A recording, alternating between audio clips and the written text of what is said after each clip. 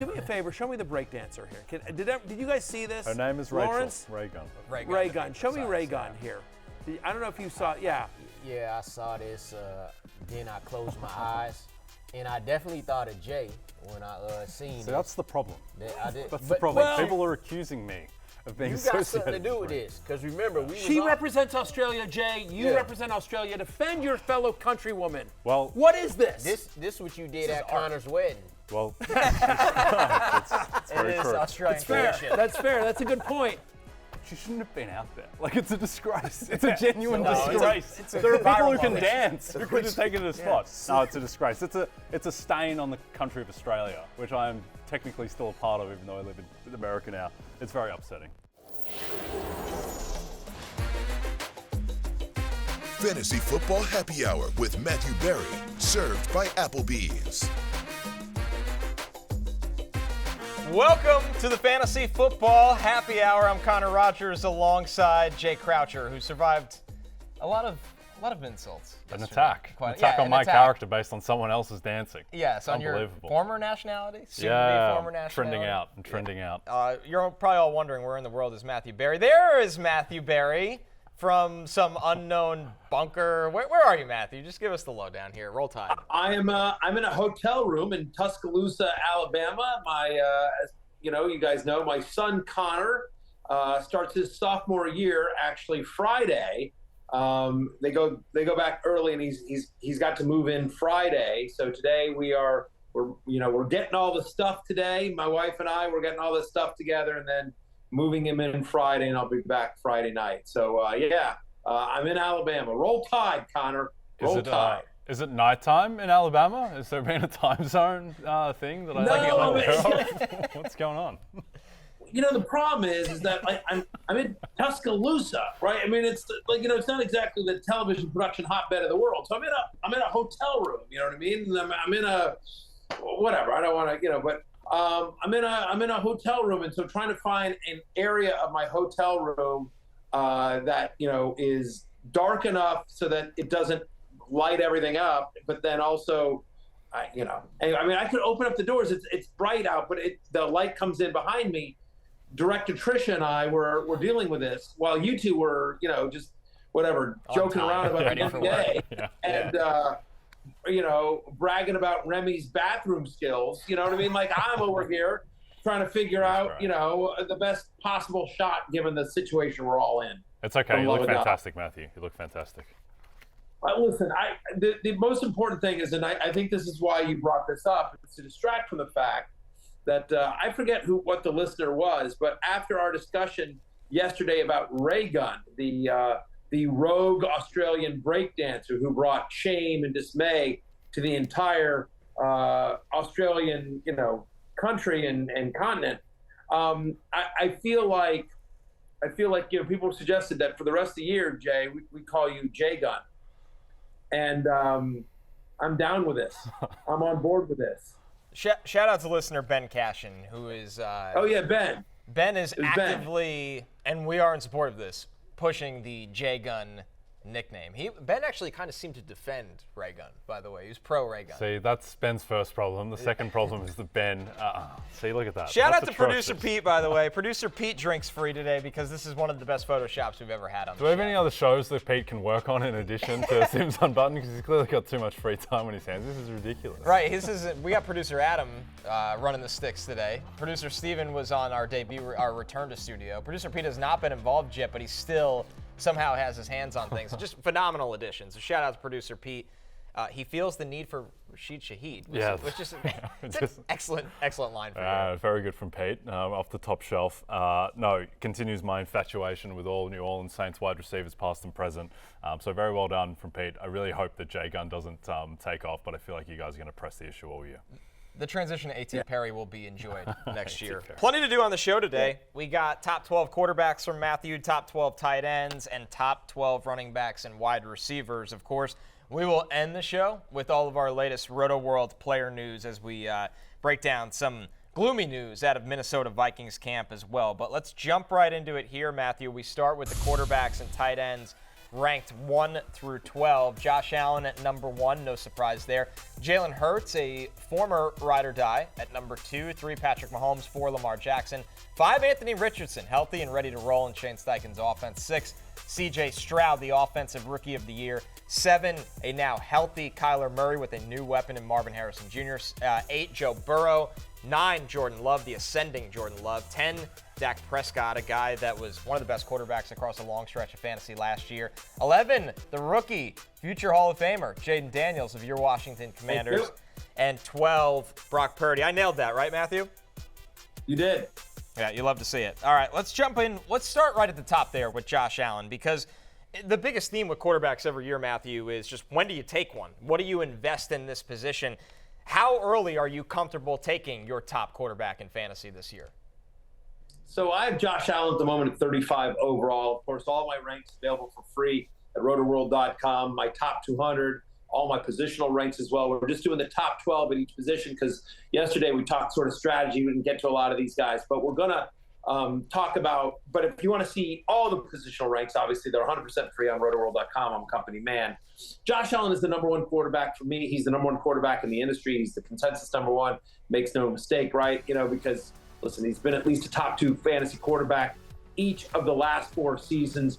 Proud fantasy life investor, Josh Allen had more games of 20-plus points than any other player, right? He had 13 games over 3 more than any other player. So high ceiling, high floor, obviously a threat with both his arm and his legs. Josh Allen, the number 1 quarterback in fantasy. But to answer your question directly, I'm at 35 overall, which is basically, kind of depending on the size of your league, it's into the 3rd, it's top of the 4th, somewhere around there. That's where I'm comfortable because I think he is so elite. I think he provides such, not only a high floor, but also a high ceiling in any given week. He has week winning upside. So into the 3rd, top of the 4th is around where I'm comfortable taking Josh Allen. Obviously, if you're in a 1 quarterback league, if you're in a 2 quarterback league, he's a first-round pick. Jay, a quarterback that has QB1, potential to finish as QB1 is Lamar Jackson. Now, you've been early to carry the Derrick Henry flag this year, so somebody you would think has to kind of suffer in rushing production there. Is it going to be Lamar Jackson with Derrick Henry being such a goal line presence, or can Lamar just kind of carry things on his own even with him there? I think the people who are going to suffer are more your Justice Hills of the world, and in previous iterations of the Ravens, the guys will be filling the Melvin Gordon, Kenyon Drake type of role. So I think Henry will take more from them. I think with Lamar, there's 2 competing things. One is that last year he was fully healthy the whole season, which is not usually the expectation for Lamar Jackson. You expect that he will miss a couple of games by getting banged up as he tends to. And then the other thing, though, is that the Ravens were just leading games all of last year. And we didn't have those crazy Lamar games where it's 150 yards on the ground and 2 touchdowns and he just wins you a week. He wasn't consistently doing that because they were just always ahead. And I think that just naturally regression should mean that there are going to be more situations this year where they're behind and he needs to be dropping back and doing Lamar stuff more. So overall, I think that there are worlds absolutely where he could be QB1, no doubt about it, Lamar Jackson, but I think right now being 4 kind of hits that middle ground because he is more of an injury risk than guys like, even though Allen takes a lot of hits, he just doesn't get hurt. He doesn't miss time ever, whereas Lamar has previously. Yeah, there's a lot of positives to Lamar Jackson. Obviously, he averages 20 points a game, at least 750 rushing yards every season. He's been a starter 5 straight years as well.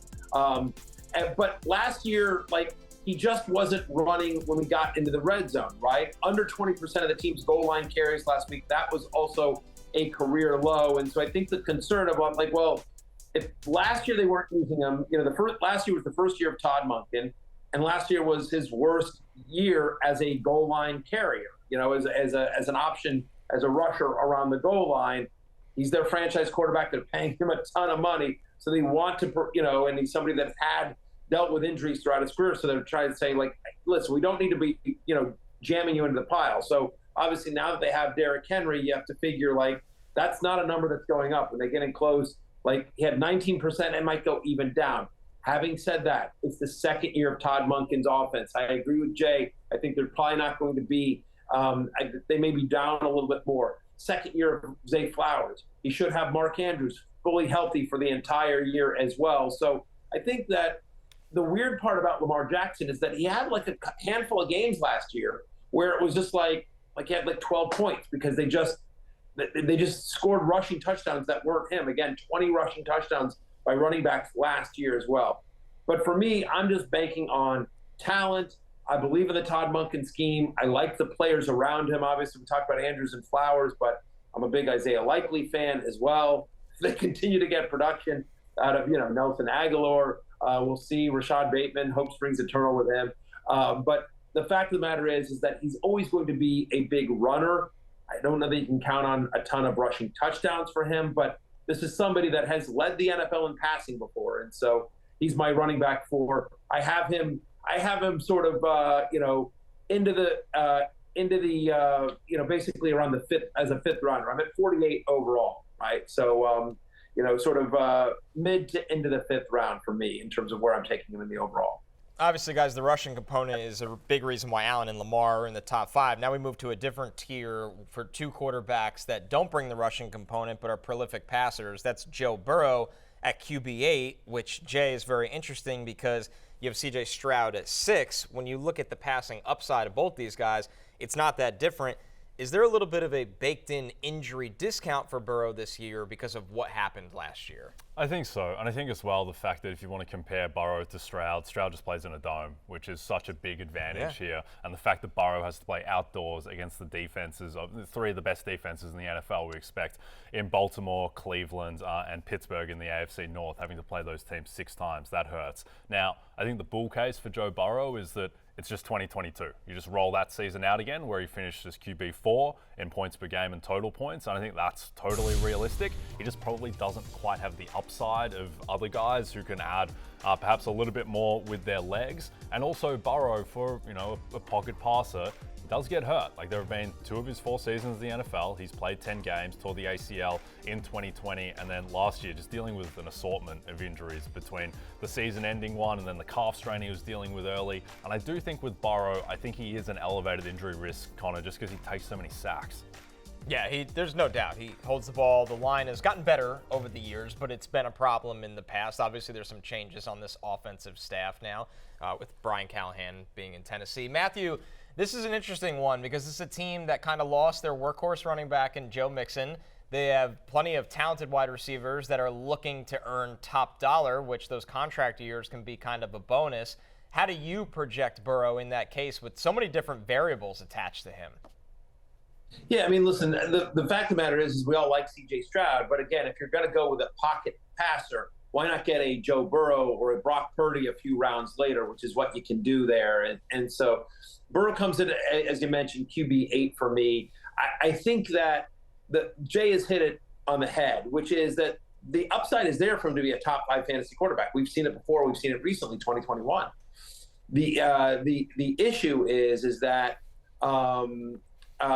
that the path for him to do that is much more narrow, right? I mean, the path for him to become a top 5 fantasy quarterback just means he's got to throw 35 touchdowns, 35 to 40 touchdowns. He's got to be 4,500 yards, if not more, because he just doesn't give you that much with his feet. And you mentioned it. He lost Joe Mixon. He lost Tyler Boyd. I know people are like, whatever, Tyler Boyd. But the fact is that those are 2 veterans that knew this offense very well. And they're going to be replaced at running back. It's going to be, probably Chase Brown, some Zach Moss. The 2 new guys there in the backfield. I mean, Chase Brown was there last year, but, is a young player. And then, at the slot, maybe it's Jermaine Burton, maybe it's Andre Ishavas. We don't know. But it's a new surrounding cast for him as well.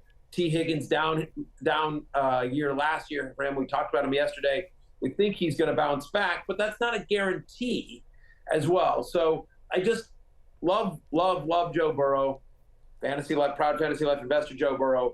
But the fact is that as a pocket passer, his path to being an elite fantasy option, a top 5 option, is more narrow, which is why I have a guy like Kyler Murray ahead of him. Why I think that honestly, I want to see one more preseason game, but if Jaden Daniels looks like he did in week 1 and week 2, I'm going to move Jaden Daniels up there to 8. I just think the rushing upside that you get, I think you could make a strong argument that Jordan Love should be ahead of Joe Burrow. He's right there with some of those guys. Again, pure NFL quarterback talent-wise, Joe Burrow's as good as there is in the NFL. But fantasy-wise, just because the lack of rushing and the narrow path that he has to becoming an elite fantasy option compared with some of the guys that are dual threat is why he's towards the end of the top 10 quarterbacks. Guys, when we get a chance, let's take one more look at Matthew's top 12 quarterbacks. And as we get there, Matthew, I'll toss to you. When you look at this group, how are you prioritizing this position? This is a year where you're taking one early and you're just steadfast about it? We've talked in the past, I believe a couple months ago, that, hey, this might be a year where I like an upside play in the middle to late tiers, but I also like a floor play where I'm taking two quarterbacks, but I might be doing it in later rounds. Where do you stand as people begin to really start their draft season? Yeah, it's a good mention because today is Draft Day Manifesto Day. So the Draft Day Manifesto comes out. It'll be up on Rotoworld.com. I think by the time this posts, it should be out, or if not, it'll be coming very shortly. So check out Rotoworld.com for the Draft Day Manifesto 2024 edition, 100% free, of course. I'm a company man. And I addressed this in a big way in that article. But very simply, I want a rushing quarterback. I mean, it's not rocket science here. And so it just sort of depends on what your league type is. Are you in a 10-team league? Are you in a 14-team league? Are you playing one quarterback? Are you playing two? How deep are your rosters, as well? Like if it's a standard 10-team, like if it's an ESPN league where it's 10 teams, two running backs, two wide receivers, then you can wait a little longer on quarterback. If you're in a 14-team super flex, then not at all. But ultimately, I want one of these elite guys. I want one of the guys that you just saw in the top 12. I think that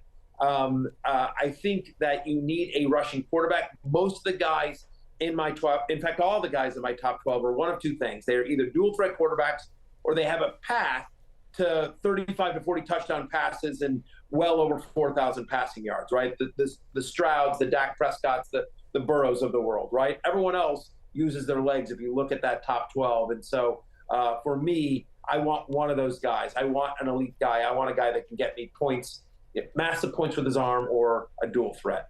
Yeah, I think for me personally, if I'm not getting one of the top four guys, and I view them, Allen, Hurts, Mahomes, and Lamar as the clear top four, if I'm not getting one of them, instead of taking Dak Prescott at like pick 67 where he's going on Yahoo, or Joe Burrow at pick 57, I'd rather just punt it and just wait until taking like Trevor Lawrence at pick 123, right, Jared Goff, Matthew Stafford, pick 128. Even like Geno Smith was not elite. He was a very good fantasy option in 2022, fell off a bit last year. Like he's going as like QB 28. Like I'm not sure that the gap between, there is a gap clearly, but I'm not sure it's quite that big to warrant taking someone like Prescott or Joe Burrow super early when they don't have the rushing upside. Let's move over to the top 12 tight ends. Now this is a very congested group right at the top, which is something we are not accustomed to seeing. For how many years was it? Travis Kelce's the guy. Obviously Mark Andrews has had his moments as well.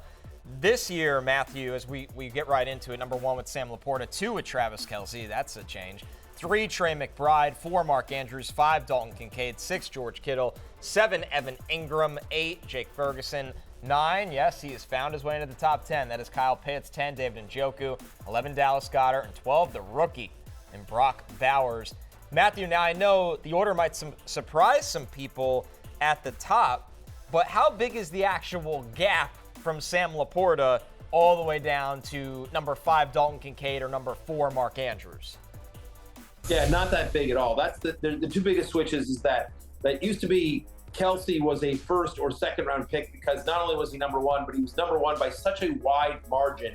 And so as you see footage of Sam LaPorta here as well, the fact of the matter is that I have LaPorta 1 over Kelce, but they're all bunched up together. There's not a huge difference, right? You see sort of points per game from last year. But I have LaPorta at 37 overall, Kelce at 39, Trey McBride at 43, Mark Andrews at 45, and then a round later, Dalton Kincaid at 55. Again, they're all sort of bunched in right there. I have Sam LaPorta going into the 3rd, top of the 4th, sort of in that range. And then anywhere in the, basically round 4, round 5, any one of those elite tight ends that I have, that tier of LaPorta, Kelce, McBride, Andrews, and then, Kincaid like in the 6th. And I think that's sort of a tier. But ultimately, there's a lot more talent, and they're a lot more closer together at the elite top of the tight end rankings than we're used to seeing. Jay, when you see the points per game right there, which is still led by Kelsey, and the fact that it's going to be standard for LaPorta to be ranked ahead of him, it's not like Kansas City went out and got a ton of new pass catchers. Yes, they added additions, more smaller, speedier guys. Do we finally have a little bit of value for Kelsey this year, or it's kind of reset to where it's supposed to be? Because in years past, this is a first-round tight end. Like, you got to really, really commit. Yeah, I think this year, to Matthew's point, like the years of Kelsey just being an outlier, number one clear guy, that seems like it's done. I mean, for a time it was Kelsey or Andrews, and then before that it was a year of Darren Waller. But now it's so bunched together. And I think with Kelsey, this like lowered snap count, pitch count thing, I think it's a little bit overrated, just because he's still going to get the touchdown equity. He's still the guy that Mahomes clearly trusts. And also, I think the thing last year with Kelsey, because it was a disappointing year, even though he finished tied for the lead in points per game, is that he's just banged up last year. And he hasn't really dealt with that many injuries, but it just felt like even if he wasn't missing time, he came out of the Minnesota game, comes back in, and just never seemed like he was fully right. And so I think that there is some health upside, even at his age. So I think he is still a very reliable option, clearly. Matthew, maybe the most interesting guy on that list after the top there is 6, George Kittle, because Kittle is a guy, you look at a best ball format, he can go and help you win you a week. He also has so many down weeks, but we also have the pending or potential chance of, a top pass catcher being moved out of this offense and Brandon Ayuk. So how fluid is Kittle's ranking right now? Yeah, I mean, I think it's a little bit fluid because of the Brandon Ayuk situation. I think if Ayuk were to miss time, if Ayuk were to be traded, like to the Steelers as is rumored, Kittle would move ahead of Kincaid for me, but that's about it. It's hard for me to see him getting ahead of the Andrews, McBride, Kelsey, LaPorta tier. Look, we love George Kittle, friend of the podcast, George Kittle. The challenge with him, obviously, is that there's a little bit of inconsistency, right? I mean, last year, he had over 1,000 receiving yards. He led all tight ends in fantasy points per target. But on the other hand, there were guys who weren't getting targets. He had 9 different games with 5 or fewer targets, right? 7 different games last year where he had 8 or fewer fantasy points. So it was he was more boom or bust than you would like from your elite tight end. Having said that, at least there were these boom weeks, and there were a decent amount of them. Whereas once you get past Kittle, they become much more just sort of touchdown-dependent tight ends, right? And so, I really like Jake Ferguson. We're going to see some moments from Dallas Goedert as well. But for me, Kittle is somebody that absolutely would get a bump, at least by 1 spot over Kincaid to me, if Ayuk gets traded. If not, he's right there in the middle, and then it sort of starts going down from there. There's 1 or 2 other guys that I like, but I do think Kittle ultimately is somebody that, at least half the time can win you the week at the tight end position. Jay, at number 7 comes Evan Engram, who had 114 receptions last year. That is the second most by a tight end in a single season in NFL history. He's kind of become a little bit of a PPR scam artist of it, but the points all count the same. So how do you look at Engram? Yeah, they drafted Brian Thomas Jr., but that's a totally different role in this offense. Yeah, I think Engram, he's not a super inspiring football player, I guess, but he just gobbles up targets. Last year, he was targeted 2 fewer times than Jahmyr Chase all season, and he just seems to have a rapport with Trevor Lawrence. Now, they weren't explosive targets, but I think there is upside in that offense just with Lawrence being healthier as well. And so with Engram, I think that he's just kind of, for fantasy purposes, kind of like a stale option, but I think that's just because he's not super exciting. I would compare him relative to position to being like the Michael Pittman of tight ends, where it's not, you don't come out of your draft super stoked to have Michael Pittman or Evan Engram, but these guys just produce. So gives you a floor. Yeah, exactly. Huge floor, and I think there is upside that the offense can just be better. He can be in scoring position a little bit more. And the other thing too is that he dealt with injuries earlier in his career. Past 4 years, he's played a minimum of 15 games, so he seems to have put that behind him. Yeah, you know what? I mean, I think the concern on Engram, again, I'm at 7, so we like Evan Engram, but he's so volume dependent. The last time he scored more than 4 touchdowns in a season was his rookie year, 2017, right? So it's been a minute. And so the question is why did Evan Engram last year, on his first year, 1-year prove-it deal with the Jacksonville Jaguars, why did Evan Engram get so much volume? Is he just that good? Has he got that kind of connection with Trevor Lawrence? Or was it a fact that because they were so banged up at the wide receiver position and they had to play Christian Kirk, on the outside a lot more than they candidly wanted to. Zay Jones was in and out of the lineup as well. So, Evan Engram was just there in the middle of the field. But now with, they signed Gabe Davis, they draft Brian Thomas, they're going to move Christian Kirk to the slot. He's going to be in the middle of the field, which is where they want him. Does that take some of the targets away? Does he not get the insane volume? Again, 114 receptions last year for Evan Engram is the second most by a tight end in NFL history. Does he have another record-setting year in him, or just, if he had 90 receptions, that would be amazing, and still a significant disappointment from last year, right? And downgrade. And so, does the touchdown equity come up? So I think there are more question marks with Engram, more uncertainty going into this year than there are with some of the guys above him as well. I will say this, that I feel like this year we have more elite tight end options, more tight ends that you feel good about than we have in years past. Because again, I have Engram at 7. We talked about this. I think Jake Ferguson, I talked about him in 100 Facts. I like Ferguson. He's at 8, right? Kyle Pitts. Can Kirk Cousins finally unlock the talent that is Kyle Pitts? Njoku was so good down the stretch. It was with Flacco, so we'll see with Watson, but still Njoku should be better. We talked about him yesterday. Goddard comes in at 11. We'll see on the rookie Brock Bowers at 12. But my point is that it's sort of like, at least for the first 8 or 9, and I think you can certainly make an argument for Njoku in there as well. Like, those are all tight ends you feel good about. I want an elite tight end. And I feel like you feel better about this year. I feel better about the guys at the top of the division, and I don't feel there are nearly as many sleepers this year as there have been in years past, where you're like, oh, I could see this guy pop. I could see, I could see Jake Ferguson. I could see a Trey McBride. See guys that were David Njoku, guys that were going later last year. We could see guys like that pop, and so I don't feel that as much with the, sort of the second tier of tight ends. So I really want an elite tight end this year, but I do think there's more guys to choose from when you're looking for an elite tight end.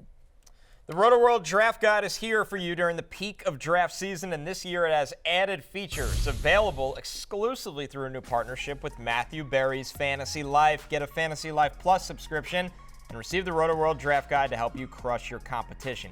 Use promo code ROTO10 for 10% off and unlock extensive fantasy, DFS, and betting tools now. Go to NBCSports.com/fantasylife to learn more. All right, let's jump into the top 12 running backs from Matthew here. Number 1, Christian McCaffrey. Number 2, Breece Hall. Number 3, Bijan Robinson.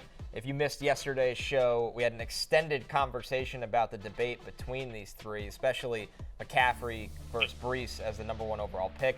Number 4, Jonathan Taylor. 5, Jahmyr Gibbs. 6, Saquon Barkley with his new team, the Philadelphia Eagles. 7, Kyren Williams with the Rams.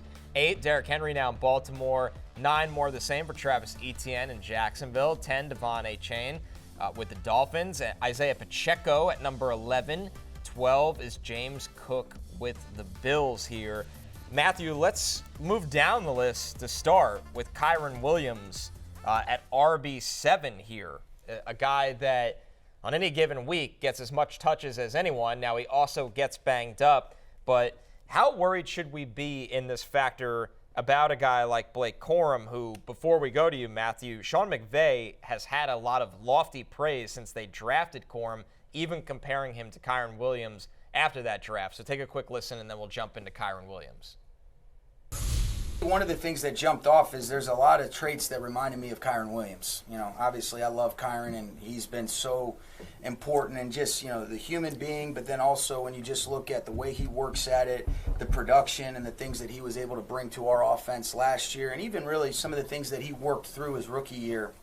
And I think there's a lot of similarities.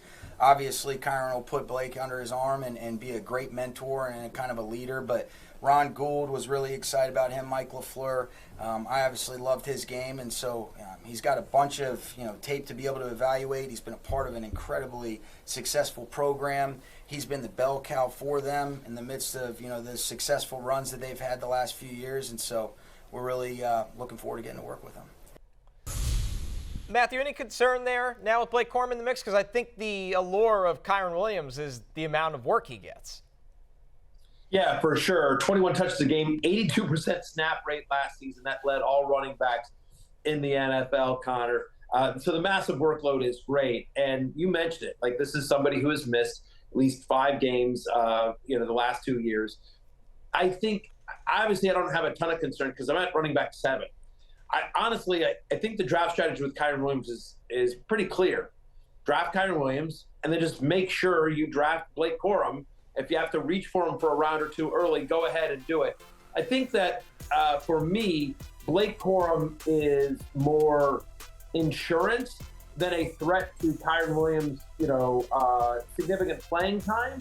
I just don't see I could see them being up more, up late in the second half, and then wanting to go to Corum and maybe not take some touches away. But Kyren Williams has been so good for them.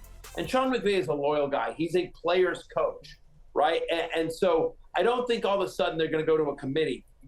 When Sean McVay has found somebody productive, again, Kyren the last couple of years, Todd Gurley when he first got to LA, he has been a one running back guy. The problem is that Kyren Williams gets banged up, and you think about where they were last year, where it was like Ronnie Rivers, the ghost of Royce Freeman, like the rookie Zach Evans last year, couldn't even get on the field. And so I think they felt like, hey, we want to have somebody that we feel really good about in the backfield with Kyren, that like if something were to happen to Kyren, that we feel like this is somebody that we can plug into our offense and that can be productive, that can take 20 carries. So for me, I'm less concerned about a workload reduction in Kyren Williams. Maybe he gets a couple of less carries a game, but 21 touches a game. He's still going to get like 17, 18. He's probably going to get a lot of the red zone work. So I am at running back 7. I do think Blake Corum, I don't often recommend drafting insurance running backs, but I do think in this particular case, Blake Corum is very important if you draft Kyren Williams, because if something were to happen to Kyren Williams, I think we feel fairly confident that Blake Corum would just sort of step right in to a very productive fantasy role with the Rams. Jay, much like Kyren Williams, Travis Etienne is a guy that you love the workhorse nature, right? He was 3rd in total running back touches last year. That was only behind CMC and Rachaad White. Now, unlike Kyren Williams, there's not this real shiny, new, well-known running back that scares you. Yes, it's year 2 of Tank Bigsby, but does his workload feel safe to you? Because that's why you're drafting an Etienne. Yeah, I think it is pretty safe. Like T mentioned, just a huge amount of volume, 4th in running back carries, and also he was able to do what he did last year without being particularly efficient. Jags O-line was not great. I think it's going to be improved this year. I think the whole Jacksonville just offensive ecosystem just has to be better this year, because O-line should be better, Lawrence should be healthier. They should be, I think, in scoring position more often. So I think Etienne, he shouldn't just be a volume-based guy. Like, this guy is still a very explosive talent, and he's a year further removed from injuries that he dealt with. I think it was hugely encouraging that he was just able to get through the whole season, play 17 games, and have 267 rushing attempts. So I think there is still upside in Travis Etienne. Again, just because, last year is 3.8 yards per carry. I think he's kind of thought of in like the Rachaad White type of mold. I think that he can be better than that. Yeah, let's see how the addition of 2 field stretchers and Gabe Davis and Brian Thomas Jr. as well can maybe lighten the boxes that he sees. Matthew, how do you look at Etienne going into this year as you have him in your top 10 running backs? Yeah, Connor, I think Jay Gunn makes a lot of good points right there. There it is. Very good. I spoke to Doug Peterson, head coach of the Jaguars, at the NFL Combine, an exclusive interview with Doug Peterson. I asked him specifically about this. I'm like, Travis Etienne, right? 325 total touches last year. Only Chris McCaffrey and Rachaad White had more in the NFL. Was that a result of, hey, Etienne proved he can handle the workload, or because you felt like he was sort of the only guy you could trust? And he was basically like, kind of both. Like, we don't want him to work that much. We don't want him to work that much, but we do believe, he did prove that he could be a workhorse running back for us. But hopefully, they want Tank Bigsby to come along. They feel like he's in a better spot than he was a year ago. Having said that, if he has a few less touches, I think that might be okay, because again, remember, Etienne is somebody who, like we saw in his rookie year, we saw Clemson, like this is a guy that can make explosive plays. And Jay Gunn mentioned the yards per carry, and that was down, and it felt like he was a little bit more of a grinder, not as efficient last year. So maybe a few less touches means that he's going to break a few more long ones because he's a little bit fresher. Ultimately, he's an unbelievable offensive weapon. Doug Peterson is no dummy, and so he's going to want his best players on the field as much as possible. I'm not worried about Tank Bigsby taking any of the passing game work. Obviously, Etienne getting that part of his game continues to expand, and so Etienne will be on the field with his college teammate, and I think that they will continue to push the ball down the field. So Etienne comes in at running back 9 for me. Does he get 325? No, but it's hard to see him getting, less than 275 or, 300 touches this year. Unfortunately, I'm starting to think this is going to stick. This nickname. Great. It just feels like it's catching on around the building. Well, Matthew's not one to beat a joke into the ground, so maybe you have that going for you. By next week, nobody will remember it, ever talk about it again. Matthew, how about somebody? Jay, at this point, this is if I'm a Jay Gunn, I think at this point, the ship has already sailed on this year. What you are hoping is that a year from now, that it's just not for the rest of your career. You're hoping it's just this season. Like we've the Michael Thomas stuff has started to die down, and that kind of stuff. Like, I think that what you're hoping for is that it's just got a 1-year shelf life. Doesn't become a classic like eights. Yeah, well, last year people were coming up to me on the street asking me about Michael Thomas and Najee Harris, and I kind of long for that as opposed to if anyone comes up to me and calls me Jay Gunn on the street. No, here's what I want. Here's what I want, America. Not only I want you to come up to him and call him Jay Gunn, but what you should do, and Jay will appreciate this, trust me, he'll poo-poo it, but trust me on this, what Jay will appreciate is show him your own dance moves. Like when you come up and be like, hey, Jay Gunn. Oh, wow. The hop really gets me. That's the one. Is that Elaine Bennis style moves? Very good. Oh, man. Yeah, well, that's what that woman that represented your home country, Ray Gunn, did. That is exactly what Ray Gunn did, Jay Gunn. Terrifying nighttime dancing from Matthew Berry in Tuscaloosa. Very grim. Very grim. Matthew, you hinted at being high on this name yesterday in Isiah Pacheco. This is a Chiefs offense that on paper there's nothing in this backfield that scares you in terms of his usage, especially without Jerick McKinnon there.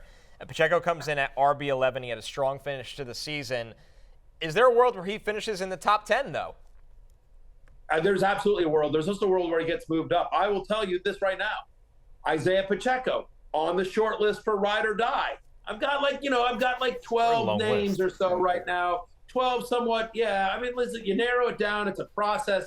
You don't understand this, Jay Gunn. I go through a very, very intense process. Ride or die, there's a lot riding on it, as it were. But Isiah Pacheco's on the list. There are people that are just not on the list, that have no chance of consideration. Isiah Pacheco is one of the people that is on the list. Last season without Jerick McKinnon, he played 7 games. In those games, 19.9 fantasy points per game, over 21 touches per game. He had almost a 12% target share. He's a better pass catcher than he gets credit for. He's obviously a very physical runner. This is going to be one of the best offenses in the NFL. He's got complete trust of Patrick Mahomes and Andy Reid. And oh, by the way, just no competition. Clyde Edwards-Helaire, Deneric Prince. Like, there's just not a lot in that backfield. So 3-down work on one of the best offenses in football. And oh, by the way, I think he's pretty good. Like, just from a pure talent standpoint as well. He's really proved himself in the NFL, obviously proved himself through the playoff run in the Super Bowl last year as well for the Chiefs. So Isiah Pacheco at 11. And there's certainly a scenario where he's a top 5, top 6 fantasy running back.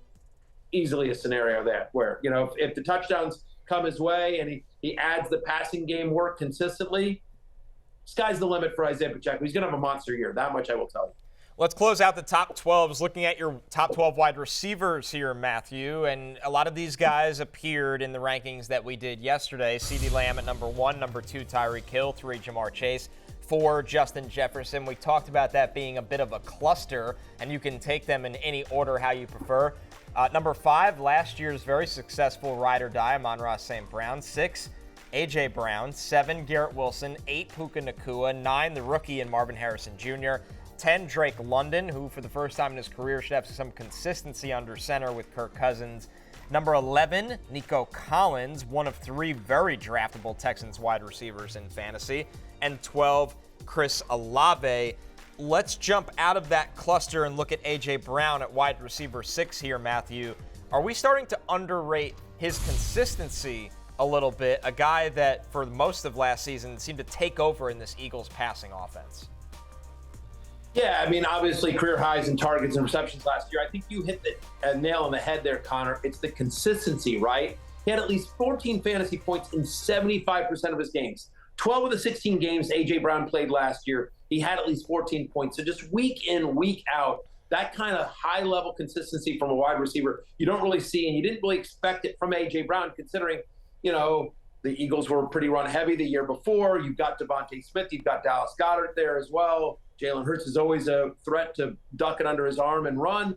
So the consistency, the high-level consistency of A.J. Brown is what's so exciting for me from a fantasy perspective. And again, we expect the Eagles, especially under Kellen Moore, to be one of the better offenses in the NFL this year.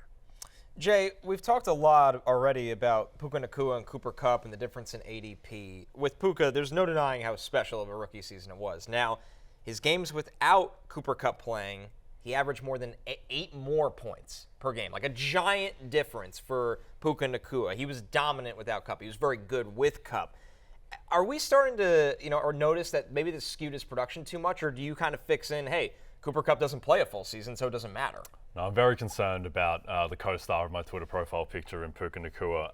So here's the thing with Puka. The last 10 games of the season, he got more than 5 receptions once in the final 10 games, and he's going as a top 8 wide receiver. I think there is a very good chance that Cooper Kupp just has a better year than Puka Nacua, full stop. And Puka's dealing with a minor injury at the moment, doesn't seem like a big deal, but I'd be very concerned. I just don't think that we can just dismiss Cooper Kupp, and I think the 2021 guy who had the greatest wide receiver season of all time, arguably, perhaps we're not getting that version of Kupp, but I think we're getting a better version. And when we saw Puka alongside Kupp, even with how much the Rams threw the ball, he just wasn't getting a ton of volume. And those first 4 weeks, they seriously skew the stats. Like, just the first 2 weeks, he had 35 targets and 25 receptions. After that, his production was largely dependent on these long plays, which just aren't super sustainable. He has an 80-yard reception against the Giants in the penultimate week of the season. He has a 70-yarder against Cleveland. So I'd just be a little bit worried. Also, with the way that he plays, Connor, like, he's one of the most physical wide receivers you'll ever see. So, and he got through all of last year, but there was that injury concern that he had against Cleveland. So, as much as we worry about Cooper Kupp and the soft tissue stuff, I don't think Puka Nacua is like the safest wide receiver, just the way that he plays. What do you think, Matthew?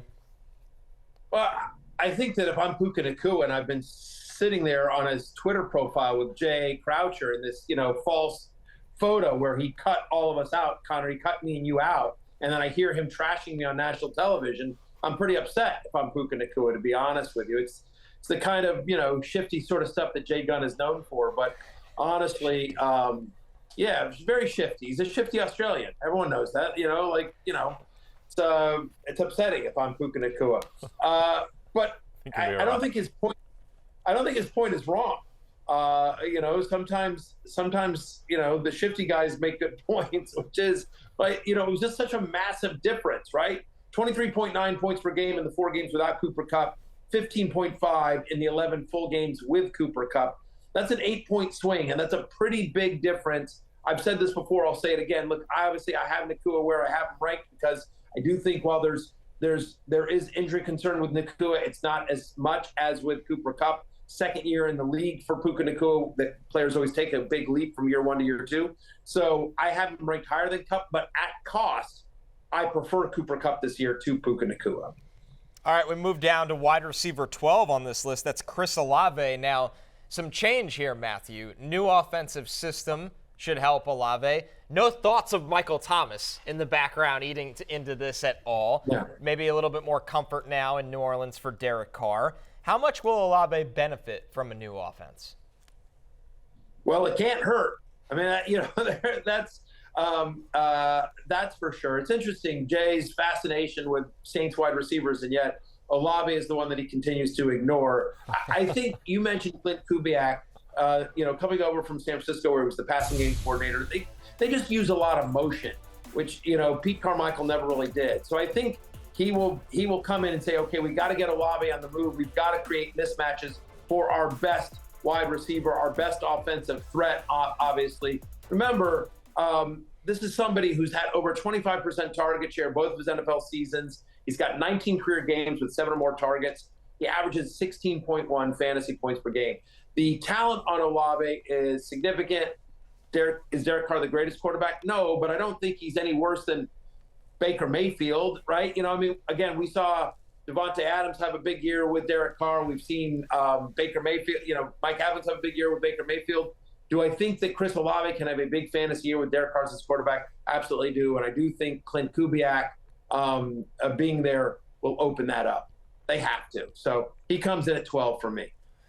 Jay, looking at those 12 wide receivers again, and we'll pull them up in just a second, which one are you most nervous to draft? Because it's weird. You have the cluster of the top 4, and then you kind of have this weird tier where maybe Amon-Ra St. Brown is just in his own tier. You have an upside guy like Garrett Wilson, and Marvin Harrison Jr., obviously an upside guy. He's never played in the NFL yet. Is there a guy on this list that you're like, man, I get it, the ranking, but there's also significant risk at play? Yeah, at cost, relative to cost, the guy I'd be most nervous about is actually A.J. Brown. I know we talk about him as a picture of consistency, but I just very worried about how last year ended. The fact that his final 9 games of the season, when they were down and they had to throw because they were losing games, he topped 95 yards once after he had that awesome stretch to start the season. With Saquon in the mix, maybe there's more mouths to feed in Philadelphia too. So, look, I think A.J. Brown is fine. He will get a lot of targets, but just at cost, going as wide receiver 6, like some people might be taking him over Amon-Ra St. Brown. Like I think they're pretty far apart. And just straight up, I'd rather have Garrett Wilson than A.J. Brown. Matthew, who on that list for you? Yeah, I mean, I think that I'm most nervous for. That's a good question. Let me think about this. I guess Puka Nacua, honestly, for me, is the guy that I'm most nervous for. Again, it's just for all the reasons we just talked about. That that there's that now defense coordinators with a year to prepare for the Rams are aware of it. That we saw Demarcus Robinson come on towards the end of last year as well, and so if Cooper Kupp is back to being Cooper Kupp, just like Nacua is very, very talented, but if he produces closer to the 15.5 that he had with Kupp versus the 23.9 that he had without Kupp, then maybe he should have gone later in the draft. So I guess Nacua would be my answer there.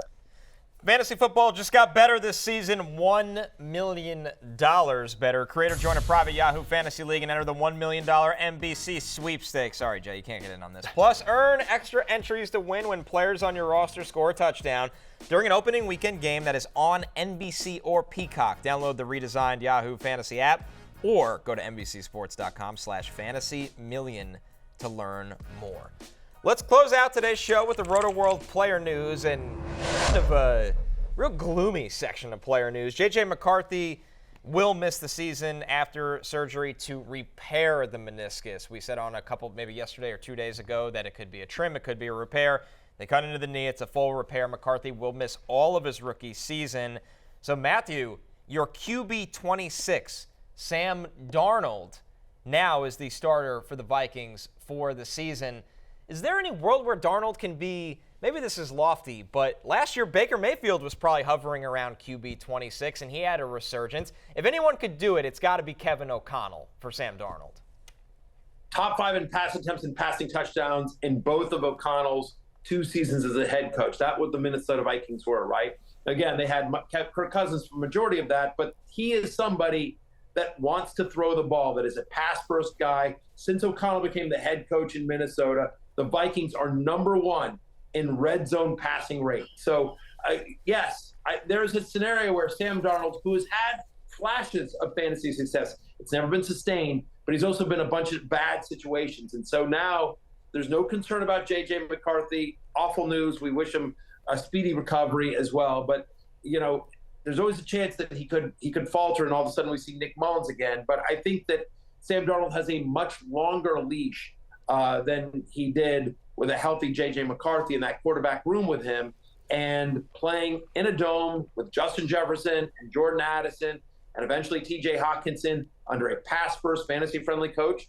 Yeah, there's absolutely a scenario where Sam Darnold becomes, a Baker Mayfield type, like a guy that you use, a very viable 2-quarterback league guy, and a guy that you use on, in 1-quarterback leagues in the right situation, like as a bye-week fill-in type guy. So, he's on the sleeper radar for sure. Do you think, Connor, having watched a lot of Sam Darnold, lived the Sam Darnold experience, that he still has the talent and upside to have the year that Baker Mayfield had last year? I do. The key for him with O'Connell is that O'Connell's the guy that can limit the mistakes. With Darnold, it's never he can't do this. He could do everything. He can even run a little bit when he needs to. It's the back-breaking red zone turnovers, the back-breaking mistakes in between the 20s. And O'Connell is the guy, you look at what he did for Josh Dobbs off the street at times last year. Quarterbacks like that, O'Connell is a guy that knows how to limit those mistakes. And also, when is Sam Darnold ever going to play with a receiver as talented as Justin Jefferson, right, on his own? Which kind of brings us to the next section of news here, Jay. Jordan Addison was carted off the field at Vikings camp. He's undergoing tests, but he is expected to be okay. Obviously, it's going to be important for Addison to be healthy in this offense for Sam Darnold because TJ Hawkinson is most likely not going to be ready to start this season. Yeah, I mean, it's good news that we've had two guys recently carted off, and it seems like they're fine between Tyrone Tacy and now Jordan Addison. I think that it's interesting. I think clearly Addison being around has to help Sam Darnold. It's interesting to think of what the effect that he would have on Justin Jefferson and whether Jefferson benefits from Addison going down. I think that the offense is the skill positions are so weak outside of Hawkinson and Addison that you kind of want guys out there to steal a little bit of attention away from Justin Jefferson. But given that it seems like Addison will be fine, I don't think there's really any action off of this. Yeah, I think without Addison and without Hawkinson, and Aaron Jones will be involved a little bit in the pass game, but Jefferson would be living in bracket coverage for sure. Barry, another bit of important injury news here. This is per Jordan Schultz. Jahmyr Gibbs, who's been dealing with a hamstring strain, he should be ready for week 1. And this is a guy that's going to be, obviously fixated in your top 8 running backs here, Matthew. So with that status, the expectation of him being ready for week 1, that causes him to not move at all, right? Because you said that, hey, there could be a chance if this lingers that maybe he does drop a spot or two. Yeah, I mean, I put Jonathan Taylor ahead of him. I'm still a little bit nervous. I saw the report from Jordan Schultz. I would have loved to see that from somebody else as well. He's the only guy that I've seen put that out there. And, Jordan doesn't take a lot of shots, but when he does, he usually hits. So I feel like it's probably pretty solid. But you'd feel better about it if you saw, a Detroit beat reporters, one of the national guys also echo those sentiments. And so far, we haven't seen that. So, seems like we're out of the woods with Jahmyr Gibbs, but I'm not 100% sure we are until I want to hear that from Dan Campbell, or I want to hear that from another source as well. It's one that you'd like to get 2 sources. So I have Jonathan Taylor ahead of Gibbs, but again, still an elite option. Gibbs is. All right, that's a wrap here for us today. Matthew, any final thoughts there from your Alabama Tuscaloosa bunker before we have you back in studio Monday? Yeah, I'm very excited about it as well. I'm doing Fanatics Fest on Saturday. I'm appearing there, so I'm looking forward to seeing everyone out at. So if you're attending that, please come and say hi. Looking forward to getting back in the studio on Monday, boys, and I hope the fans come up with more J Gun memes. That's what I'm really hoping for over the next couple of days. So please send those. All right, Matthew's back with us on Monday in studio. We are back tomorrow. Me, Jay, special guest Denny Carter. Thanks so much, everybody. We'll see you tomorrow to close out the week. Peace out. Bye.